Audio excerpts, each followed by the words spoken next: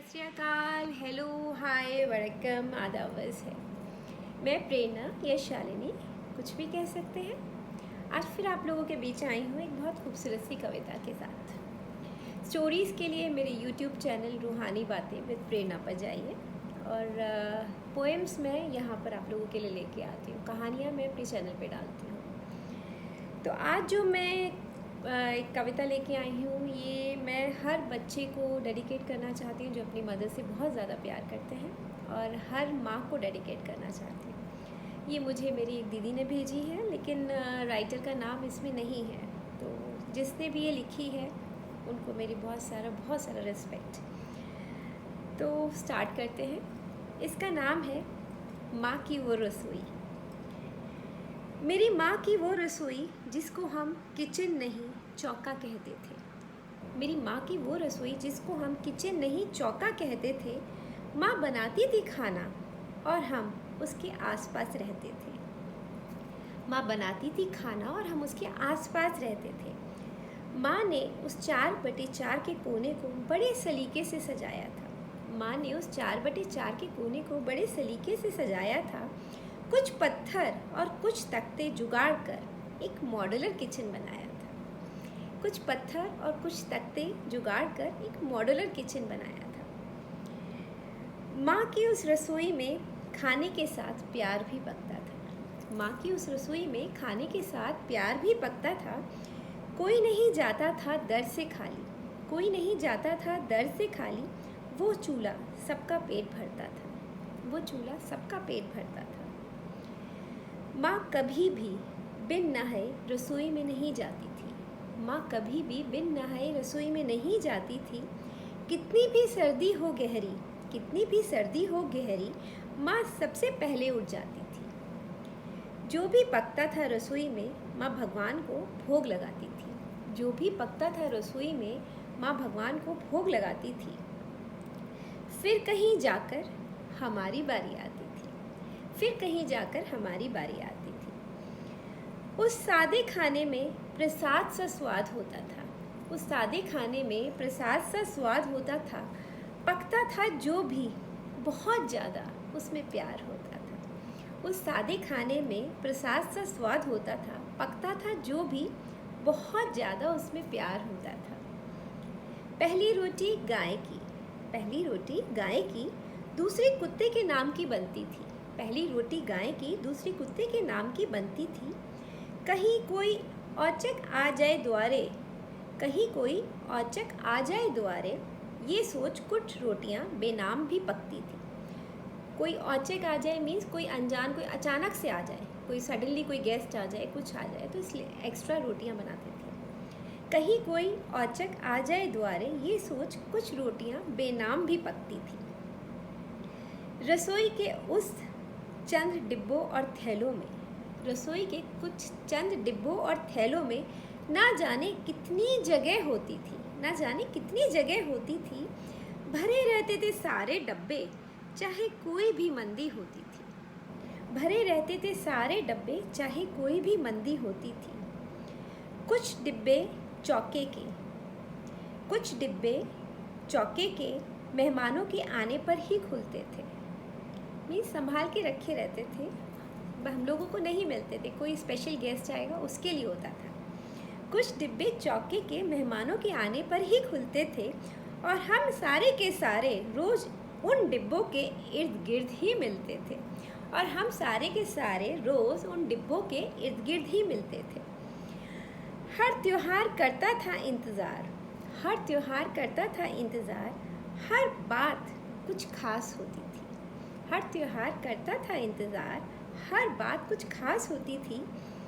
कभी मुट्ठी, कभी मुट्ठी, कभी गुजिया, कभी घेवर की मिठास होती थी। कभी मुट्ठी, कभी गुजिया, कभी घेवर की मिठास होती थी। माँ सबको गर्म खाना खिलाकर खुद सारा काम कर आखिर में अक्सर खाती थी। माँ सबको गर्म खाना खिलाकर खुद सारा काम कर आखिर में अक्सर खाती थी। सबको परोसती थी ताज़ा खाना वो, सबको परोसती थी ताज़ा खाना वो। उसके हिस्से अक्सर बासी रोटी ही आती थी। कितनी अच्छी बात है ना। माँ सबको अच्छा खिलाती है, सबके लिए अच्छा करती है और अपने लिए लास्ट में जो बचता है उससे गुजारा करती है। कभी कंप्लेंट नहीं करती मुझे अच्छा नहीं मिला, या जो अपने हिस्से का अच्छा कुछ होता है वो अपने बच्चों को खिला देती है। तो इसमें यही लिखा है, माँ सबको गर्म गर्म खिलाकर खुद सारा काम कर आखिर में अक्सर खाती थी, सबको परोसती थी ताज़ा खाना वो, उसके हिस्से अक्सर बासी रोटी ही आती थी, उसके हिस्से अक्सर बासी रोटी ही आती थी। बहुत कुछ बदला माँ के उस चौके में, बहुत कुछ बदला माँ के उस चौके में, चूल्हा स्टोव और फिर गैस आ गई, चूल्हा स्टोव और फिर गैस आ गई, डिबरी लालटेन हट गई सारी, डिबरी लालटेन हट गई सारी, और फिर रोशन करने वाली ट्यूबलाइट आ गई। नहीं बदला तो माँ के हाथों का वो अनमोल स्वाद, नहीं बदला तो माँ के हाथों का वो अनमोल स्वाद, जो अब भी उतना ही बेहिसाब होता है, जो अब भी उतना ही बेहिसाब होता है, कोई नहीं दूर तक मुकाबले में उस स्वाद के, कोई नहीं दूर तक उस स्वाद के मुकाबले में, वो संसार में सबसे अनोखा और लाजवाब होता है, वो संसार में सबसे अनोखा और लाजवाब होता है। अब भी अक्सर माँ का वो पुराना चौका बहुत याद आता है, अब भी अक्सर माँ का वो पुराना चौका बहुत याद आता है। अजीब सा सुकून भरा एहसास होता है, अजीब सा सुकून भरा एहसास होता है, मुँह और आँख दोनों में पानी आ जाता है, मुँह और आँख दोनों में पानी आ जाता है। अब भी अक्सर माँ का वो पुराना चौका बहुत याद आता है, अजीब सा सुकून भरा एहसास होता है, मुँह और आँख दोनों में पानी आ जाता है। मेरी माँ की वो रसोई, मेरी माँ की वो रसोई जिसको हम किचन नहीं चौका कहते थे, मेरी माँ की वो रसोई जिसको हम किचन नहीं चौका कहते थे। माँ बनाती थी खाना और हम उसके आसपास रहते थे, मेरी माँ की वो रसोई जिसको हम किचन नहीं चौका कहते थे। माँ बनाती थी खाना और हम उसके आसपास रहते थे। बहुत ही प्यारी कविता। शायद आप लोगों को भी अपना पुराना बचपन के दिन सब याद आ गए होंगे, पुराने रसोई, अपना चौका जिसको बोलते थे, चूल्हे पे खाना बनता था। और हमारे यहाँ स्पेशली इंडियन लेडीज़ की एक खासियत होती है कि उन्हें आप जितना दोगे ना उतने में वो घर चला लेती हैं। तो कम भी होता था तो भी वो सबके खाने का इंतज़ाम कर लेती हैं, उनको कभी घर पे किसी को भूखा नहीं रखती, जो होगा जैसा होगा वो कुछ ना कुछ बना ही देंगी। तो वो किसी के लिए कभी जो कमी करेंगी वो अपने ऊपर करेंगी, अपने खाने में करेंगी, अपनी खुशियों पे करेंगी, लेकिन अपने घर परिवार बच्चों पे कभी नहीं करती।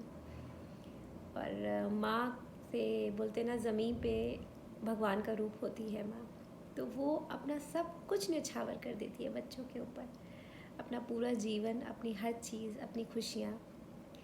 तो बच्चे सबसे पहले आते हैं और सब कुछ उसके लिए बाद में आता है। तो हम सब लोग, सब लेडीज़ जो मदर हैं, अपने आप को बहुत अच्छे से इस चीज़ से रिलेट कर सकती हैं। जब तक हम माँ नहीं बनते हम इस चीज़ को नहीं समझ पाते, लेकिन जब हम माँ बन जाते हैं तो तब इस चीज़ से हम बहुत जल्दी एकदम समझ में आता है कि हमारी मदर हमारे लिए क्या सोचती थी और क्या करती थी, जो हमने शायद कभी रियलाइज़ नहीं करा। तो वो एक बोलते हैं ना, वो ममत अपने आप आ जाता है एक औरत में जैसे ही वो माँ बनती है। तो इसी के साथ आप लोगों को सबको बहुत सारी गुड विशेस, आपकी मदर हेल्दी रहे, खूब लंबी उम्र हो, हमेशा आप लोगों के साथ रहे। तो इसी के साथ विदा लेती हूँ, अगले हफ्ते फिर से आऊँगी। शुक्रिया बहुत बहुत आप लोगों का सुनने के लिए।